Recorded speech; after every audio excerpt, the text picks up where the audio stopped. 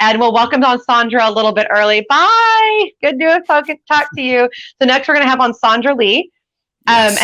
And she's absolutely terrific. Oh, and guys, connect with Leaf, by the way. He'd love to connect with you and talk to you, and his content is absolutely inspiring.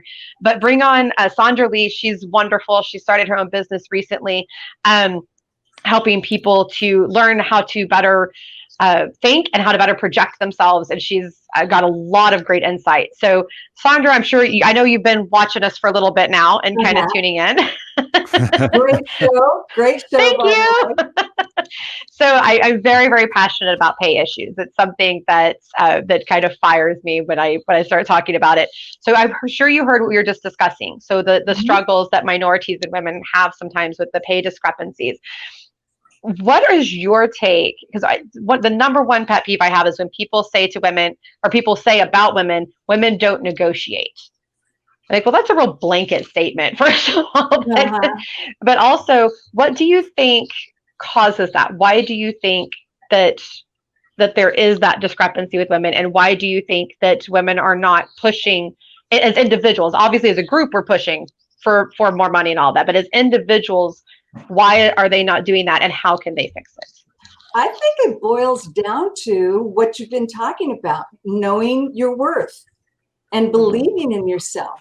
And as women, I think we've been raised to put everybody first. I see that all the time with my clients, that we're caregivers. We meet everybody else's needs. And then we get around to, if there's anything left over, we'll take that.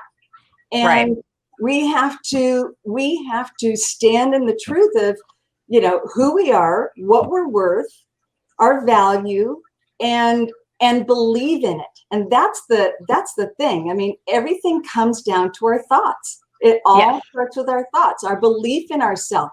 Am I deserving? I work with so many women that don't feel like they deserve to have the life of their dreams. They don't deserve to be paid, and it just boils right down to knowing your strengths, knowing your value, and being able to communicate that to your employer and say, look, these are my skills. This is what I can bring to the table. You need me. Yes. And if you don't recognize that, I'm going to find somebody who does recognize that value, because I recognize that value. But until I recognize it, I'm never going to be able to convince the other person. That's right. And that is 100%. That is 100% true. Our energy. If I believe in me, they're going to be like, oh, she knows herself better than I do. I'm going to take her at her word. Or if I'm like, please hire me, they're going to pick up on that too. Yes. And desperation. Telling people how to treat us, how to treat us. Yes. And desperation will kill a job offer, guys. It will. And this is universal for anybody. Desperation, it's just like in the dating world, right? You know how you go out on a date and somebody seems real desperate. You're like, ew, get away from, They're so needy and so desperate. But when somebody's confident and knows themselves, I went to my husband and I attached to him and wouldn't leave him alone because he was the only guy in the room not hitting on me. And and I said, well, what's with that guy? What's his deal over there? And it was just that he was confident and he was interested, but he said, she'll come to me. She'll see what I'm worth. Yeah. And it's the same kind of thing in the business world. Know your value, know your worth. I've had candidates come into me and they're very confident and they say, you know what? I'm at the top of my field and I know what I can do. And I've had people tell me, I haven't had an opportunity yet. People won't give me that chance. So I'm looking for that chance and I deserve it. And I'm ready for it and I can do this. I can tackle it. And they have that confidence. In fact, I just had a landing or a hiring recently of a candidate that was exactly that. I haven't never had that title, but I'm ready. So let's go for it. And it worked. And she was a minority woman, by the way, just a side note. So it absolutely does work. So let me interject as being the only male here. in this discussion about what it means to have confidence as a woman. I think there's two sides to this, though. I think on the management side, we need to start understanding where women's value is. It's not just necessarily in that mindset that you're a dogged, aggressive business person. We get plenty of that with the men. What we lack, though, is that caregiving side, especially within management. On executive teams, we don't have enough of that. And I think we need to embrace that part as well, even though it may, I understand this is difficult for women to, well, how much caregiving do I give as opposed to the aggressive, I can do this job. But I think as management, we need to start recognizing that really brings value to your team. I've worked with a number of female-led entrepreneur startups. They're fantastic. They're business savvy, but they bring something that caregiving actually extends out to their customer base. And that's really where the value is they understand their customers better. And I want to stress there's my 2 cents as the man in the group. No. And actually, I value that, because the other thing too is it's not just about gender. So I posted a while back, and I think, Sondra, that you commented on this, that the skin and the gender are wrapping, right? That's just what's holding us in. You should be hiring the person, not the wrapping. Okay. So it doesn't matter what race, it doesn't matter what gender, it doesn't matter what age, none of that matters. What matters is what's inside. And so if you take, for instance, my parents are almost backwards from what you just described. My father is very nurturing and very empathetic, and he really gets people. And my mother is this hardcore, powerful, driven, and she's also sympathetic and empathetic and really great with people. She's worked in HR for years, but they're very different. And people would expect my mother to be more the way that my dad is, and vice versa. But when you just stop and you just hire the person, not the wrapping, then you get the most effective hires, I think, and the most real diversity when you do that. When you just hire. So what do we need? Like you said, Justin, we have all these hardcore business people. Where's our heart? Let's hire somebody with some heart. Let's get them in here, whatever that looks like. Let's get them in here. So Sondra, talking about on the pay side of that. So when you're hiring for just the inside, right? Not the wrapping. What are some of the ways that you encourage the people that you coach and work with to overcome what may be preconceived prejudices or that type of thing? How do you help them to overcome that when it comes to negotiating pay? Well, Earl Nightingale said that the amount of money we earn is always going to be in the exact ratio to the need for what we do, our ability to do it, and the difficulty there is in replacing us. So if we want more, compensation, we have to be bigger. We have to increase our ability. That's where we have the power. We have the power to increase our skills, and to make ourselves much more difficult to replace. If you're a dime a dozen, you can't expect to be paid 50 cents. So the key is and it starts again in our mind. Everything starts with our thoughts. So you have to visualize, who do you want to be? And see yourself in that. And okay, so what do I need to do to become that person? And do that. And when you become too large for your present place, you will begin to draw to yourself something larger. But you can't expect to be paid, more now until you become larger. And that you have the power to do that. You don't have to wait until somebody else recognizes your value. Recognize your value yourself first. Decide what you want to do, who you want to be. And the other thing about being that person, it said we don't get what we want, we get what we are.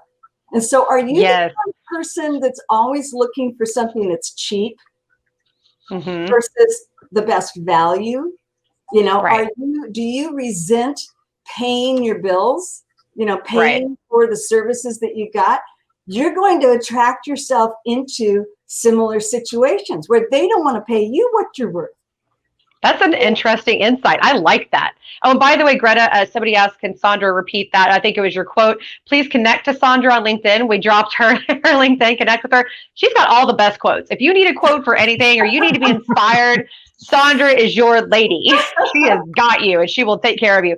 But no, I think that is a really interesting insight, because it's true. Whoever you are inside, it does come out and it does predict, and that's how the world responds to you. Yeah, I think that's really interesting. And tying that into, so I don't know if you heard this part, I know you hopped on a little early, but Justin's idea about the levels, having the levels of pay and that type of thing, and how they start everybody at a certain level, but then after 3 months, you can go to whatever level you're currently at. So somebody that's doing that and projecting that strength could go from a level in a 7-level system from a level 4 to a level 6, because they're showing what they're worth. That's right. Yeah. They're already seeing themselves at that upper level. They're dressing like that person. They're talking like that person. They're thinking like that person. Right. And I agree. And holding that person back. Oop, I just right. Oh no, that's wardrobe malfunction. So Greta, I think you and Greta, Justin's covering his eyes. He says, I can't see. I think that Greta is going to be your new BFF, Sondra, because she just posted a quote for us. She said, your level of success will seldom exceed your level of personal development, because success is what you attract by the person you become. Jim Rome. Exactly. Great quote. That is very relevant, Greta. Thank you so much for sharing that. I think that that's very, very spot on. So with this whole pay episode, that's the one thing that I wanted to really bring home, that yes, payday law is important, and yes, we need to improve it and we need to do better. And yes, companies need to be doing exactly what Justin said, and setting up opportunities for people to be able to advance financially, right? That's the company's responsibility. This to set you up for the opportunities. It is your responsibility to get yourself there. 100%, no questions asked. And if you have a manager that stinks, get them out of your way. And if getting them out of your way means that you absolutely have to leave that company, do it. And look while you're still working. Don't quit and not be able to pay your bills, but vote with your feet. Okay, just keep on trucking. I was just going to say, if when you get bigger than the job, if your employer doesn't recognize that, why not go out on your own? If you're that good and they're that blind, you don't have to, jump ship before you're ready. But say, I'm not going to be appreciated. I'm not being fully appreciated in this position. And I actually, before this episode, and before this episode, I redid my stats. I like to do this periodically anyway. And what I discovered was that 72% of the candidates that land through my company are people who either already have or are looking to leave their job because of lack of opportunity for growth and financial advancement. And that's a large number. And these are people that just said, I'm worth more. It's time for me to grow. Do that. Don't be a creature of habit to your own detriment. Right. Advance, push out of your comfort zone. We had some great advance from Susan Straub last time, which was, do something that intentionally makes you uncomfortable. So when I invited her to be on the show, she went, okay, sure. I've never done a show in my life, but let's do this. It'll be fun. And Justin will tell you, I don't prep you. I say, just get on there and be you. That's all I ask. No prep. There's another saying. Successful people are willing to be uncomfortable in the sake of their growth and their dreams. I find when I notice that I'm feeling pretty comfortable these days. That's a wake-up call. Okay, so you're not pushing the edge of the envelope anymore. Right. You're not growing. Anytime you're growing, you're going to be a little bit uncomfortable. And that's a good thing. Absolutely. Yeah. And I think when it comes to opportunity, when you're looking for opportunity, it's not in the next position, it's in the next skill set, in the next learning, it's in the next, that's where the opportunity really lies. And I think a lot of people in companies that are trying to move up and get different opportunity or move into a different area, whether it be a manager or not. They don't look at the skill sets or the learning opportunities that are around them. They look at the positions. Oh, well, there's an open position for a manager. I need to go. That's the opportunity. No, the real opportunity is you learning how to do that job before you apply to that job. Right. Yeah, absolutely. And also listening to your heart, to what gives you more life, and you may even be able to create a position that they'd never even thought about. I would love to do this. And so you gather the skill sets and all that stuff, and then you sell them on it. You guys need this, instead of sitting there and passively waiting for those opportunities. Make your opportunities. 100%. Make them according to what gives you more life. That's one of my my most favorite quotes is from Howard Thurman. He said, "Don't ask what the world needs. Ask what makes you come alive and go do it." Because what I like that. Needs is more people who have come alive. Mm-hmm. I mean, that's very true. How wonderful this world would be if we were all doing what we loved and loving what we do. Oh my gosh! I know, a lot less grumpy people. That's for sure. No, it's true, and I want to get your take, Susan. Sondra, who are you, Sondra? I'm looking at Susan. You know what's happening is I'm looking at Susan's comments, and then I'm trying to talk to you, and it's not working. Don't multitask. Dan Irvin would be shaking wagging his finger at me, going, "Don't do that. I keep telling you, don't multitask." So, So one of the things I really kind of want to get your take on is something that we talked to Anna about earlier. And that's talking about full compensation view, right? So compensation is not just a salary. And people think that it's just salary, a bonus, and that kind of thing. That's not right. There can be equity. PTO is part of your compensation. There are fringe benefits. There are actual benefits. So whether it's life insurance, dental, vision, whatever that looks like, 401k. If they have a 401k match program, that's a huge part of your compensation right there, especially if it's a really good one. I once worked for a company that would match up to 5%.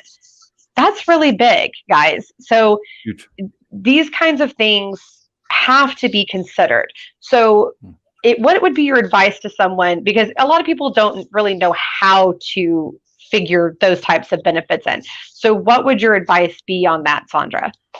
Well, what came to my mind as you were talking about that is that there's another element of compensation which is much more intangible.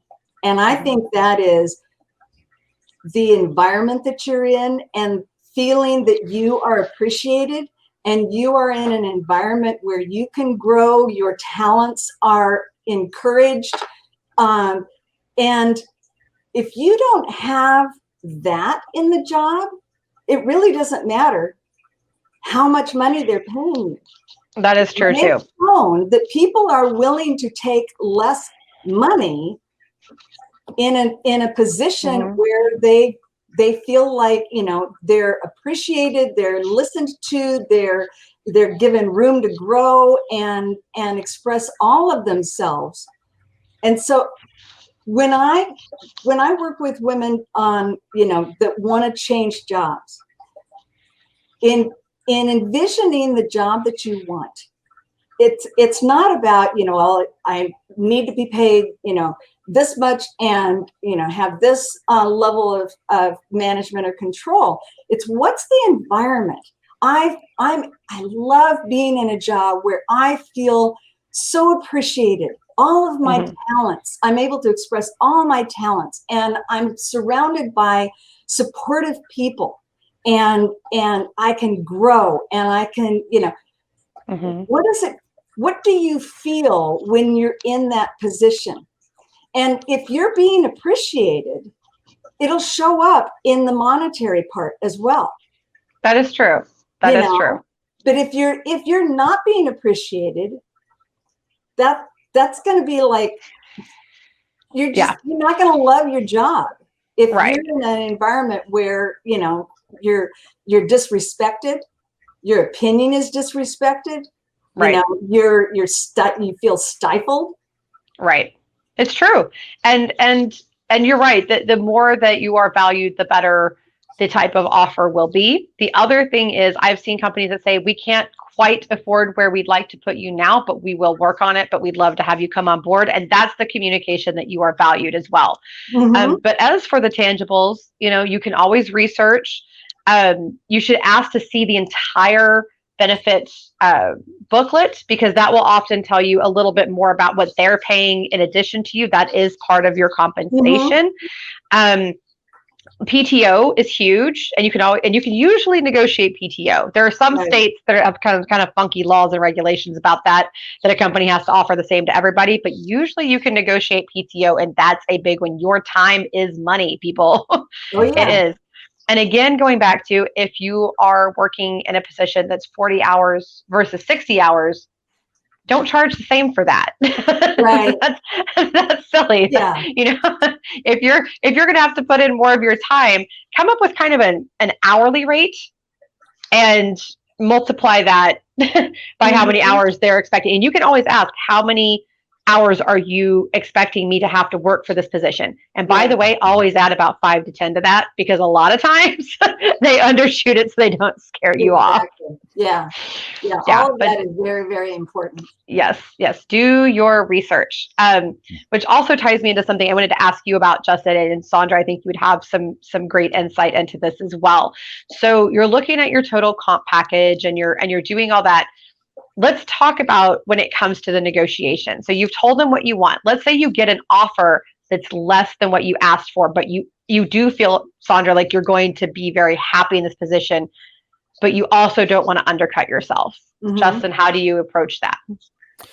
I don't know if I do it the right way. I'm not a recruiter or HR. I tend to think I fumble through these things. I really focus on what I'm going to do for the company, how I'm solving problems. And if I feel like I have a really good solution or a way to solve problems, that's why they're hiring me, I'll go back to them and say, look, I really appreciate this offer. Start with that first off. Yes. Grateful that they've given you an offer. And because you want to keep that rapport up, because if you go in, I have this philosophy, you go in on bad terms from the beginning, you're done. Yeah. It's fatal for the rest of the time you're there. But try to go back in and say, look, I appreciate this. And here's where the things that are important to me. And if it's a total compensation package, it's not always the base pay that you're looking at that's important to you. For me, PTO is extremely important. Also, I want the ability to go learn things. I want them to pay for it, though. Yes, I want to be able to send me off to learn things, but you're going to pay for it as I go and learn. And like Hawaii, I need to go learn more about their beaches. There you go. Yes, obviously. Yeah. Right. But I would look at compensation that way and go back to them and go, these are the things that are really important to me, and make that very clear to them, because then they'll understand you as an employee. Right. You'll understand whether or not that fits culturally with what they're doing, which goes back to Sondra's point, is that culture is hugely important. So if I say, look, on Friday afternoons, I have to take my child to dance class. I want to be able to do that without it coming back to me as like, oh, he's never here on Friday afternoons. He must be at the bar, which may be true, but my child's at a dance class. Also, the bar's just next door to the dance studio. I can't help it. I have to. They won't let me sit in there and watch. I have to go someplace else. Darn COVID. So no, that is true, and that is what I kind of want to wrap up the show with. Is yes, money is important. Yes, you want strong negotiation skills. You want to make sure that you're being paid, but money is not everything. Okay, it's not. It's not. And in fact, I make a point. I could work myself into the ground like some people do and make even more money than I do now, and I do well, but I could make just insane money. I've chosen not to. I've chosen to enjoy my life and to be able to take time off. And when my grandparents are here, be able to stop and teach them Zell for a couple of hours and that kind of thing.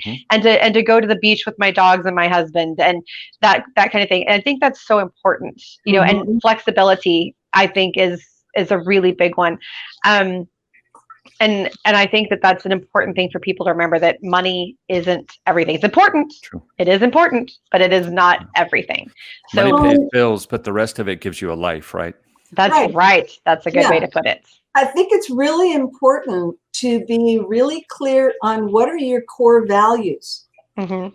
You know, is money your top value, or is family important and a balanced life? And if you know your core values, you'll be able to tell, you know, are those core values being respected at this company or in this position? And if they're not, it really shouldn't matter unless money is your number one value. Absolutely. That's not a good fit. Right. Absolutely. You know? And that's okay. You know, yes. They'll attract the people who, you know, are only in this for the money. 100%. And at some point, those people are going to find out, you know, the rest of my life sucks. Yeah. You know, and this putting all of my focus on this, I've made money my God. Right.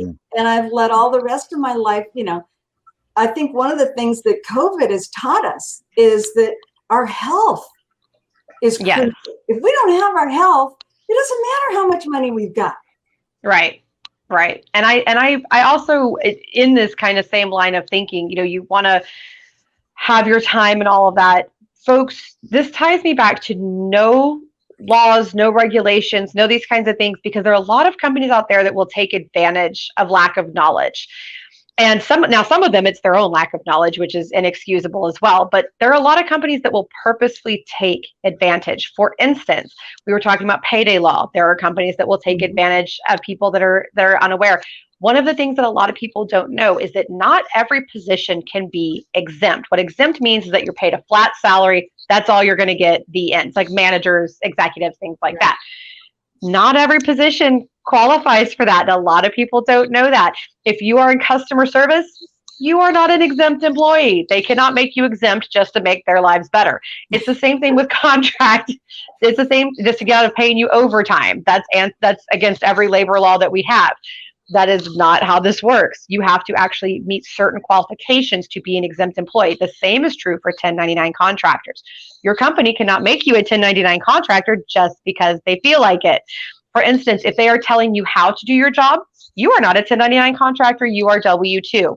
If they give you set schedules, you are not a contractor, you are W-2. Do not let your companies get away with these things. If you're thinking to yourself right now, wait a minute, I might be getting gypped.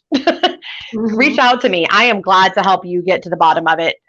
Connect to me on LinkedIn. We've dropped my LinkedIn somewhere in here in the comments. Scroll through. But I am always glad to answer those questions. That is something that a lot of companies do, especially smaller companies, but I've seen some bigger companies pull that type of thing too. You cannot make somebody exempt just because you feel like it, and you cannot make somebody 1099 contractor just because you feel like it. So and get in to California, know. you can't at all. Yes, exactly. Yeah, you just can't. Yeah, and it's also different state to state. It's not just a national issue. So if you've moved, refamiliarize yourself with everything. Like I talked about earlier in the show, I had a culture shock coming from Texas, who is, you know, they make sure people get paid on time, all that. And then I moved to Florida, who just thought, oh, well, you'll get your pay someday, and that'll be kind of nice, you know. So you want to make sure that you are not ignorant to the situations around. Again, with that personal responsibility, know your rights, know the laws, and be able to tell somebody, wait a minute, no, that's not right. And the same thing with negotiating. If you, for instance, live in California and someone says, well, what was your last salary? They just broke the law. You cannot ask that. And you want to say that politely to them. Don't act like you're going to prosecute them for it. But lawbreaker, you did it. Shame on you. But for sure that way. Right. But definitely, you know, make sure that you stick to your rights. Don't let people ask you, because this is another way that people get discriminated against, especially women. Do not let people ask you your marital status. Do not let people ask you if you have children or plan to have children. That is not their business, and it has nothing to do with anything. Do not do that. Know your rights. Yeah. Knowledge is power. Knowledge is power. Absolutely. And that's my soapbox for the day. That was it. Well done. Well done. Thank you. Well, Sondra, thank you so much for being on.